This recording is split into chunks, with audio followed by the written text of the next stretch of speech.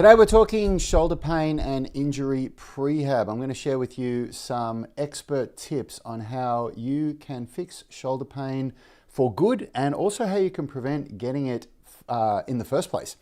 These are techniques that we learned from some expert physical therapists that were working in Unity Gym for several years, and we observed the way that they were treating their patients, the way that they were, dealing with injuries. And then we had the luxury of being able to chat to them every day on our daily podcast to learn the techniques and how they were able to overcome injuries with their patients that other physical therapists sort of just had them sort of turning over the hamster wheel and, not being able to go to the gym. I think that was one of the biggest differences. Before working with Nilesh and Phil and Leroy, who are incredible physical therapists that work with professional athletes, our experience with physios was that our clients would go to see a physical therapist and they would come back really confused saying, oh, they told me that I can't go to the gym. I have to stay at home and do these little exercises with bands, for several weeks or months before I can go back to the gym. And these guys were doing the exact opposite. These guys were encouraging people to go to the gym and to keep lifting, but to do it with a very specific intention and in a way that would fix their injuries instead of making them worse. I'm going to share that with you in today's episode. But before I do the boring stuff, if you haven't done so yet, if you're on YouTube, if you're watching this, please subscribe to my channel. It makes a huge difference. Just take a moment to hit that subscribe button. Really helps us to get the content out there by tickling the algorithm. And our today's show is brought to you by VPA Australia. VPA is our chosen supplement company. And I take their whey protein isolate. They have incredible grass-fed whey protein. I take their creatine monohydrate, several other ones. I've been taking it for about 10 or 12 years now. And we aligned with them because they are the best quality supplements at the best price. So if you want to get really good supplements, go over to vpa.com.au, use the code RAD10, RAD10 at checkout, and you'll get a 10% discount. And if you want to get a flat shipping rate if you're overseas, just contact them and tell them that I sent you. All right, let's get into it. So what I'm talking about today is technique optimization. You would not believe how much shoulder pain will be fixed when you just correct the technique of the exercises that you're performing, do them with correct technique, and do structural balance training, where you basically just train in a 1-to-1 ratio, pushing and pulling movements. So I'm going to talk through a few exercises that you really want to get the technique right on. And the reason why I say, I'll just preface this. So in Unity Gym, we had hundreds of members. We were doing group training sessions, and we were lifting with barbells and dumbbells and doing calisthenics exercises. And so naturally, some people are going to develop shoulder pain, knee pain, hip pain, lower back pain.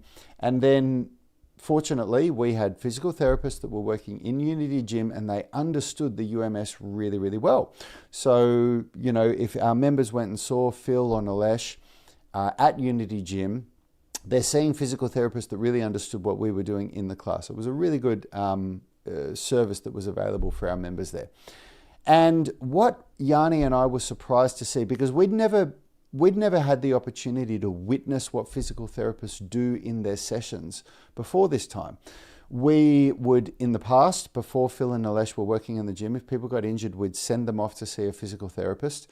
And we had no idea what they were doing there. And then our members would often come back really confused saying, oh, the physio told me that I can't do any of these exercises and I need to do what I would call really dicky little exercises where you have to lay on the ground and, really basic stuff that definitely has its place, but not in place of doing good strength training. And all of a sudden, we were seeing these guys, we were seeing Phil and Nilesh. I remember the exercises that I remember most clearly. I remember we had members that had back pain, lower back pain, and they were getting problems when they were deadlifting and squatting. And then I watched them in the physio sessions doing deadlifts and squats with Phil and with Nilesh. And when I questioned them about it, they said, yeah, we analyzed them, they had pain, and then when we looked at the way that they moved, it's clear that the pain is coming from a poor movement pattern that's causing excessive load on the joints, on the either the pelvis or the lumbar vertebra. And so what we need to do more than anything is to correct their technique so that when they're coming into the gym, they're lifting with correct technique that isn't putting excessive load on those joints and not causing them pain. And that was a real big moment for Yanni and I to be able to see that that was the strategy of a world-class physical therapist to get people pain-free. And sure enough, after only a couple of sessions, maybe even after only one session, they were back in the class, they knew what they were meant to be doing, they were meant to be lifting with a certain technique, and they were meant to be reducing the amount of weight, and they were able to overcome their pain without stopping going to the gym. And that's what's really important. And so if we talk specifically about shoulder pain, we want to, the first two, I'm going to talk about optimizing technique in the chest press or bench press, in the row, in the external rotation pattern for the rotator cuff, in the trap 3 raise as well, and then also in the scapular push-up.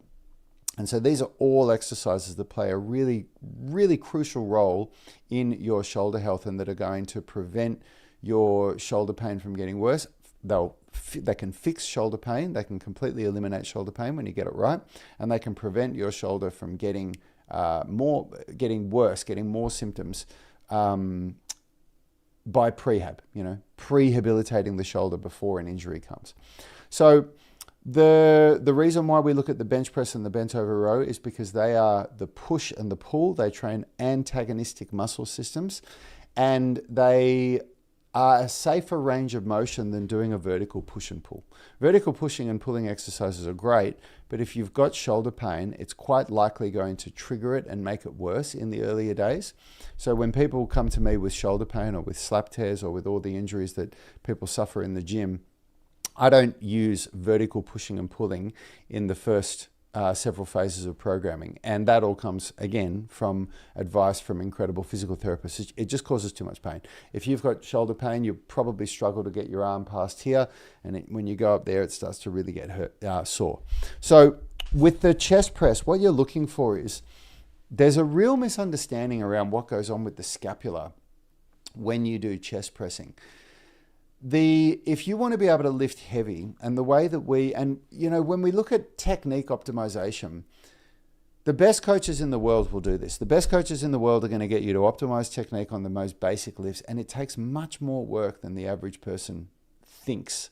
So it's good to stick with one technique until you get really good at it. So you may have learned other bench pressing techniques, but after working with incredible physical therapist, and we've also got the other luxury of having worked with one of the strongest coaches in the world for many, many years, Sebastian Oreb, aka Australian strength coach. If you go and look him up, he's the coach that trains Hafthor Bjornsson, the strongest man in the world, and many other very, very strong people. And he's all about strength training and powerlifting. And Yanni worked with him in Fitness First for about 7 years, I think. I worked with him in Unity Gym for a year when he transitioned from working at Fitness First before he opened his gym. And so anyway, the technique that we're talking about for bench pressing comes from, on one hand, it comes from Bass, comes from the technique that he teaches to get people as strong as possible, but also endorsed and supported by the physical therapist that we've worked with. And what you basically want to be doing, among many other things, is keeping the scapula down and back, so depressed and retracted. And what that does is it locks the scapula in place and it creates a strong platform for you to press off. So if you think about when you're squatting or deadlifting, the platform that you're pressing off is the ground. It's your feet on the ground, and the feet need to be firmly planted on the ground. If your feet were moving around while you were trying to squat or deadlift, you wouldn't be able to lift half of what you could if your feet were planted on the ground. And the same thing goes with the chest press. The scapula is that firm platform that the arms can press off to create force. The other thing that does is, when the scapula is depressed and retracted, is that it optimizes the position for the external rotators of the rotator cuff. It shortens them and it locks them. It allows them to really tighten up and lock the humerus, so the bone here, in the glenohumeral joint, which is where it needs to sit. So it locks it in place there and prevents dislocations. There's actually a huge amount of rotator cuff strength required when you're chest pressing to avoid shoulder injuries. So I'm going to talk about that as well, because we really need to make sure that we're optimizing technique in the external rotation pattern. I'll talk about that in a second.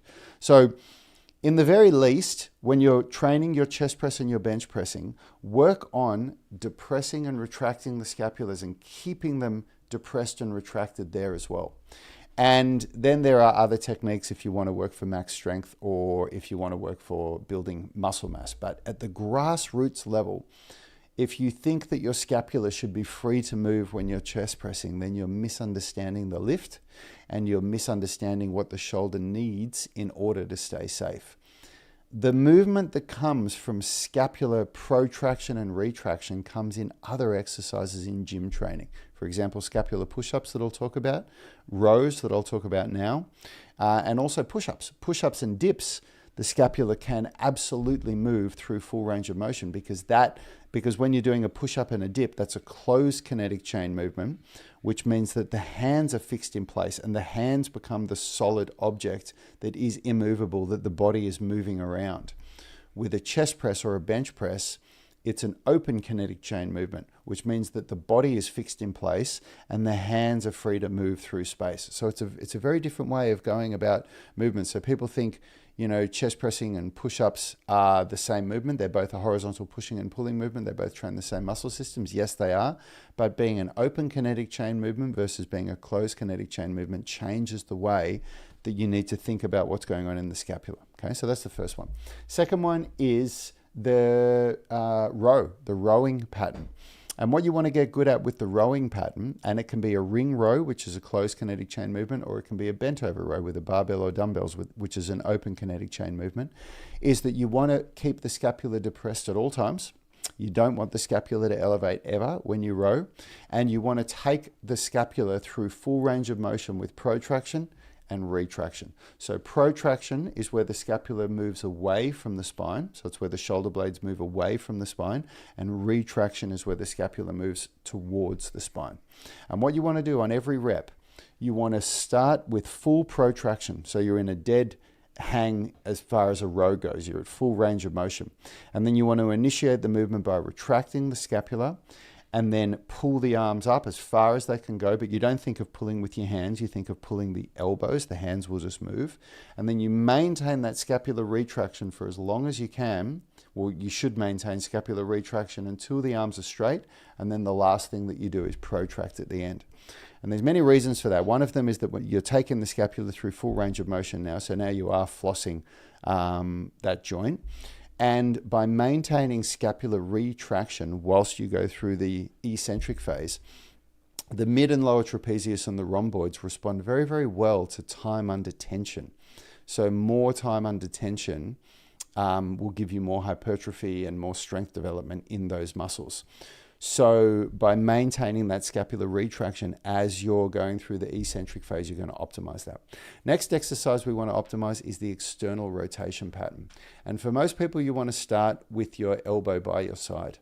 Elbow by the side is easier. So you can use a cable machine over there, or you can lay on your side and use a dumbbell.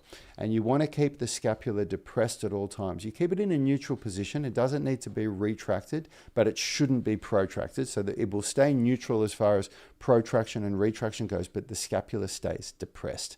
And again, because if the scapula elevates, you're going to be recruiting upper trapezius and you're going to be recruiting other muscle systems to help with the external rotation pattern that makes it an inefficient movement. And this is what all of this is about. It's about optimizing technique in order to overcome pain and in order to prevent shoulder pain from coming in the future.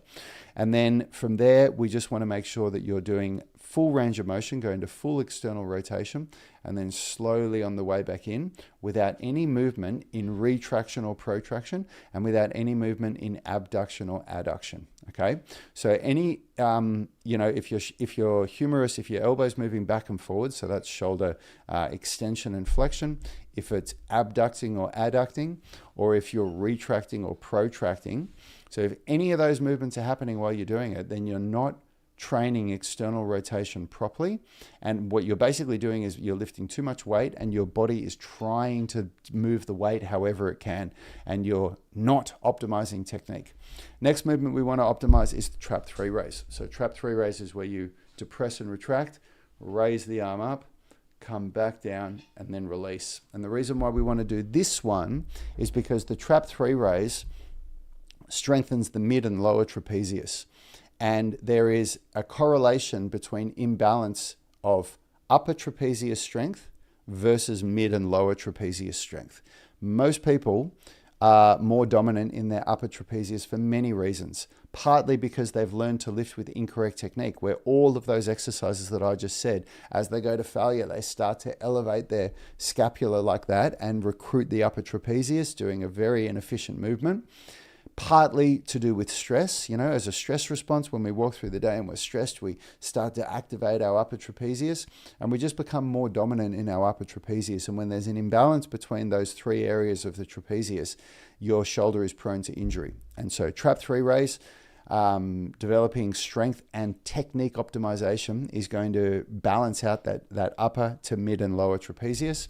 And what we want to do with that exercise is we want to retract and depress the scapula, keep the elbow completely straight, and raise up on a 30-degree angle. So if 0 degrees is here, 30 degrees is here. And there's different ways you can do it. You can bend over at a 45 degree, you can use a cable, you can bend over at a flat angle, lots of different ways to do it. If you feel the trap 3 raise in your upper traps, you're doing it incorrectly. You should feel it in your mid and lower traps.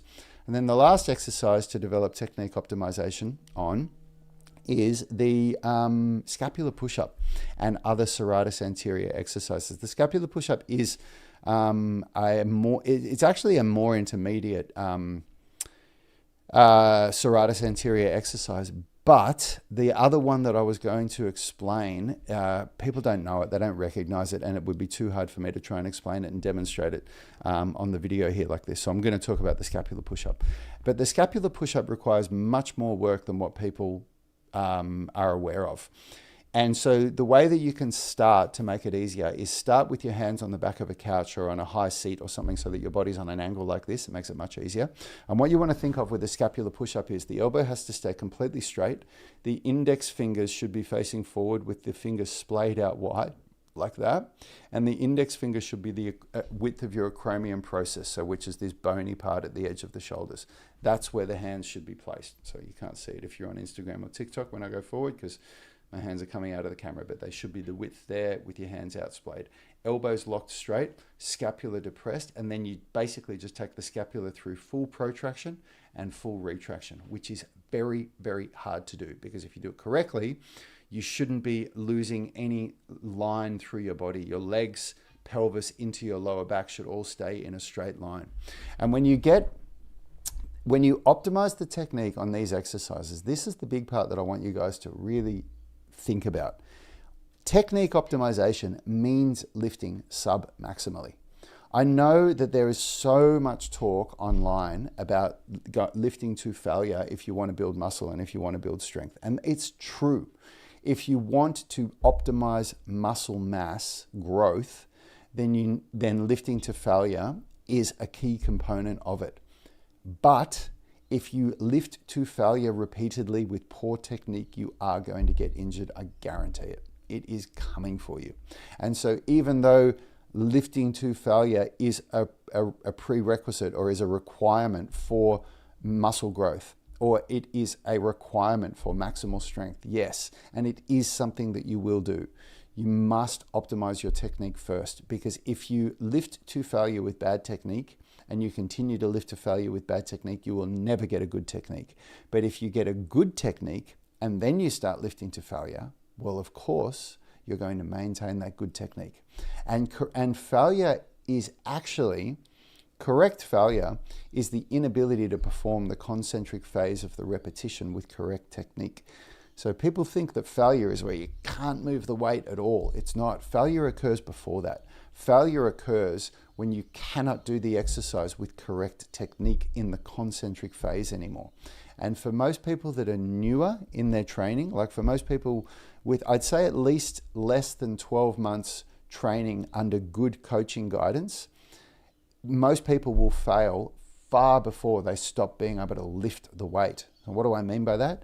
They'll often perform 2 or 3, sometimes even 4 reps beyond failure, where all that technique that I just talked about there, they've lost the ability to do it. They start recruiting other muscles. They start just trying to get the exercise done however they can, and they still do another 2 or 3 reps, and they count that. And that just keeps reinforcing the bad technique, and it keeps taking you away from technique optimization. And this is why in the first 3 phases of the UMS, the Unified Movement System that we teach people online with our online coaching, we focus 100% on technique optimization. We encourage people to lift sub-maximally, maybe 70 to 80% max effort at most, so that they can really dial in the technique, because then from phase 4 onwards, we start introducing much more challenging programming methods. Phase 4, we're doing 5x5 training, so we're lifting 5 sets of 5 reps. It's a much higher weight. You really want to be able to, lift with good quality technique there. Tamara Rose is saying quality over quantity. Absolutely, 100% quality over quantity. And the quantity comes. It does. It comes if you're doing what I'm saying. And then and then we move into overload techniques, which are way, way, way harder. So if you want to learn more about that, go to unitygym.com. You can come and work with me directly. I'll write programs for you, and you'll get online coaching with me, where I'll make sure that your technique is right and that you're going to prehabilitate those shoulders and your whole body. And if you've made it this far, guys, please subscribe to our YouTube channel if you're watching on YouTube. Take 1 second to hit that subscribe button. It means the world to me, really lets me know that this content is valuable. And I've got to go, guys. I've got to go and teach a class. And I've actually got one of my most advanced students who's been training with me online for almost 5 years, but I've never met before because he lives in Melbourne. But he's come up here for a holiday, and he's coming to train at my home gym with me today, and we're going to do a podcast episode. I'm going to have a chat to him about his experience with the UMS. So look out for that one, and I'll see you guys tomorrow. Have a great day.